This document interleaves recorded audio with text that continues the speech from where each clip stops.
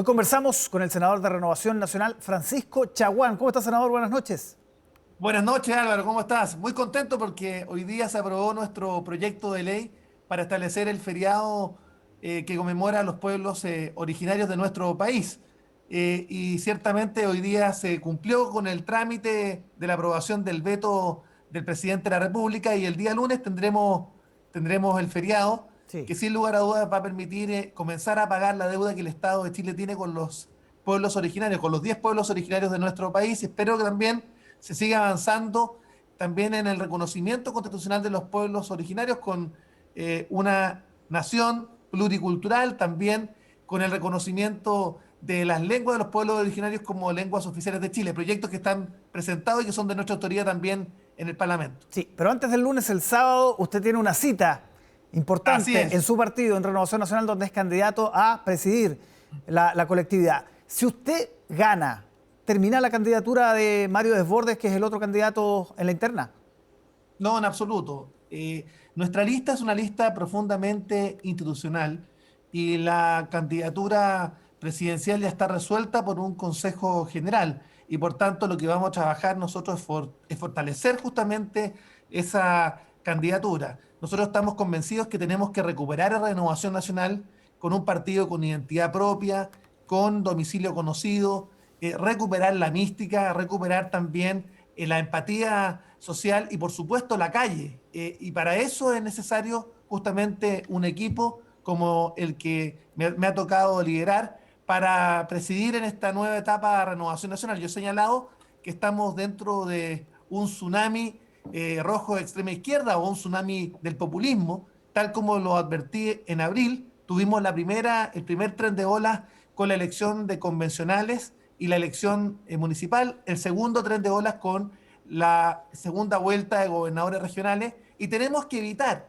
que el tercer tren de olas, que está dado fundamentalmente con la elección parlamentaria y de consejeros regionales, llegue y ciertamente replicar el mismo resultado que tuvimos en la convencional, en la parlamentaria, sería emular el desastre que tuvo la centro derecha el año 64. Por tanto, es muy importante poder aplicarnos, cambiar la estrategia y para eso se requieren líderes que sean capaces de ganarse nuevamente la confianza de nuestros electores y por supuesto también la calle. Sí, a propósito de eso, le preguntaba si iban a apoyar a Mario Desbordes si usted gana, después de lo duro que ha sido esta campaña interna, o definitivamente lo representa más otro candidato del sector a usted.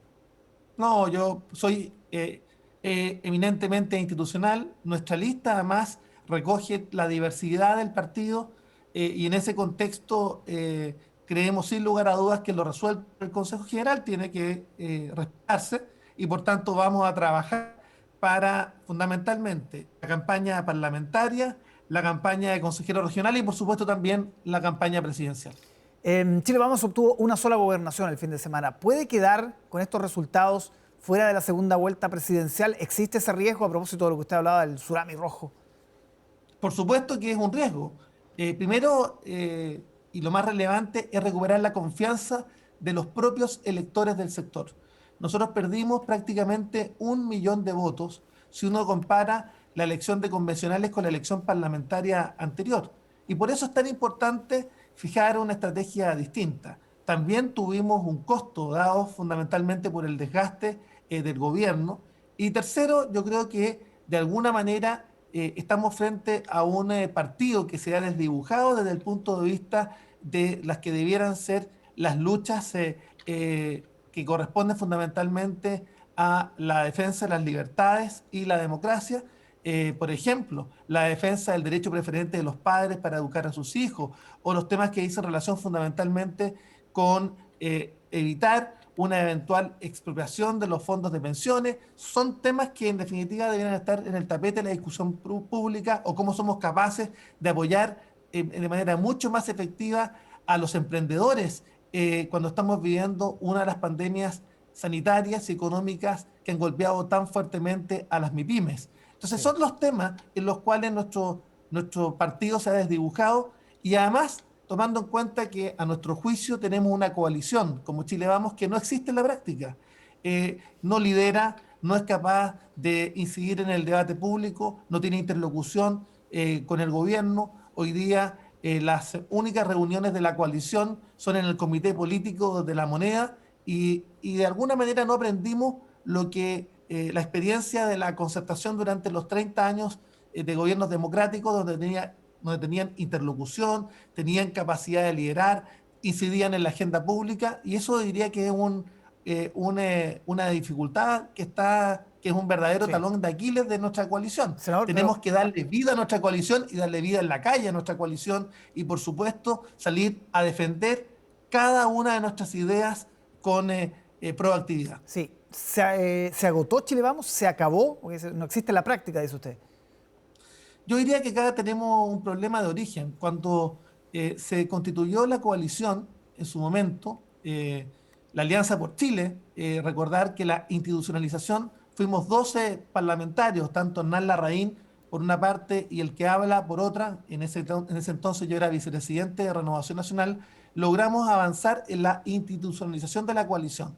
Pero sin lugar a dudas, el llegar al gobierno, el desgaste de estar en el gobierno, finalmente generó, frente a la actitud también del propio presidente de la República, que tomó una decisión de ser jefe de Estado, jefe de gobierno y jefe de coalición, de alguna manera la imposibilidad que Chile Vamos se erigiera como una oferta programática alterna. Y yo diría que ese fue nuestro peor pecado.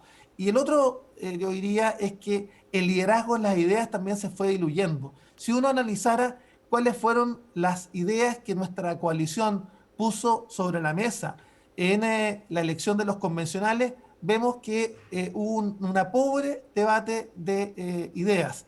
Y más bien, el partido nuestro, Renovación Nacional, se limitó a enviar a los convencionales nuestra propuesta de los 15 contenidos básicos que debería tener la nueva constitución. Por tanto, acá yo diría que el partido descuidó, primero, la presentación de las candidaturas, luego el apoyo a las mismas, tercero, las ideas que debieran sustentar el debate público y cuarto, yo diría que hubo poca articulación. De hecho, muchas de las alcaldías, por ejemplo, se perdieron por candidatos de la propia coalición o del propio sector que iban por fuera y que generaron efectivamente una debacle electoral sin precedentes. Sí. Pero además, yo te diría que uno de los temas más complejos es que todavía no se hace el diagnóstico y particularmente el aprendizaje de lo que ocurrió en las últimas dos elecciones. Y eso habla de una coalición que de alguna manera perdió la capacidad de revertir el escenario. Por eso es tan importante, a lo menos, que se produzcan estas elecciones internas en Renovación Nacional, que tardaron mucho más de lo esperado. Estas elecciones debieron haberse realizado hace prácticamente un año. Y por otra parte también, nuestra coalición no ha pagado la responsabilidad política o no ha ejercido la responsabilidad política del desastre electoral. En los países con democracias activas, las coaliciones y los partidos que no cumplen con la expectativa del electorado dan un paso al costado y renuncian. En cambio, en nuestra coalición pareciera que no pasara nada. Perfecto. Senador Chaguán, muchísimas gracias por conversar con nosotros esta noche. Muchas gracias y yo quisiera hacer un llamado a todos y cada uno de los militantes a votar el próximo 19 de junio, este sábado, a pesar de todas las dificultades que han habido. Particularmente ha habido dificultades en la apertura de sedes, más de 40 recintos que nosotros solicitábamos que pudieran abrirse para votar. Finalmente fueron resueltos negativamente por parte de los órganos internos del partido. Lamentamos que eso haya ocurrido.